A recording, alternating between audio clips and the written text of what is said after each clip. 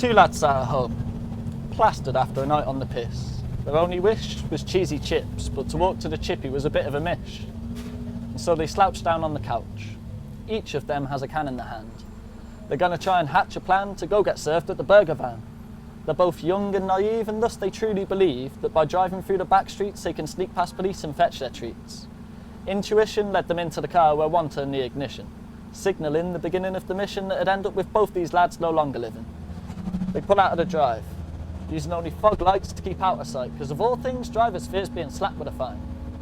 Passenger wraps up a spliff, sparks it and starts up a puff pass. Driver won't drive fast while smoking grass. He tokes and as smoke clears, he sees police drive past. And now it's time for pedal to the metal, he puts his foot down to the floor. No second thoughts, they know the score. Got to break the law, the engine roars as they detour through country lanes on a winter's night when visibility is poor. Driver's driving like a maniac, and he's finding it hard to face the fact that PC Plod is on his back. They should have never embarked on this task in a Fiat. He takes the corner too quick and then fucks up with his gear shift. Before they know it, they're in mid-flip. All of this because of cheesy chips. And now the sparks are flying, but you know these ones aren't the sparks of love. They're underneath the part of the car that they should be above. The engine's gone above their heads. The bonnet's about to crumple up around their legs. Steering wheel hits driver's chest, desperation in his eyes as he witnesses his death. And then, nothing. Silence. There's blue lights on the horizon, but you can't yet hear the siren. Paramedics arrive with devices, but they can't find no vitals. There's no chance of survival. Driver needs identifying by that tribal.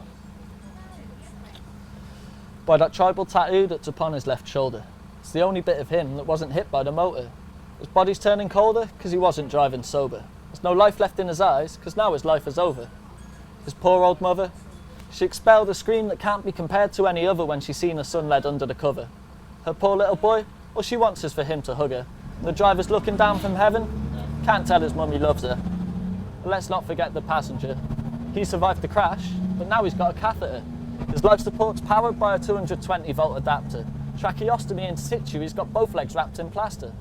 But there's an absence of cognition. The doctor tells the parents that they must make a decision. It was such a serious collision that none of them could envisage this passenger regaining any quality of living. So with tears in their eyes and despair within their voice, they make the choice to let passenger and driver in the sky, and in both their memories they'll rejoice. They give him his first ever cuddly toy from back when he was a baby boy. Mum and dad have one last hug, then both hold a hand as the doctor pulls the plug. His brother can't believe it in the corridor, punching walls, screaming what the fuck. Fast forward a week. 11 a.m. 2-1 stood together like Roman numerals. But this is the day when family and friends have to attend these two boys' funerals. Brothers in arms walk into the church carrying the coffins. In their hearts they feel the hurt. Why the fuck have their mates died for nothing? Several touching eulogies where tears were flowing fluently. Giggles from the lads when they're at the wake, reminiscing about acting truantly. There's so many memories.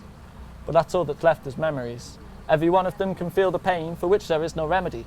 Parents, siblings, best mates and relatives, each of them are going to require sedatives to help them sleep and quash their emptiness. Life's a game and death ain't prejudiced. And you know they say you gain experience shortly after you could have really used it? You know it's already too late for these lads because they've both faced the music.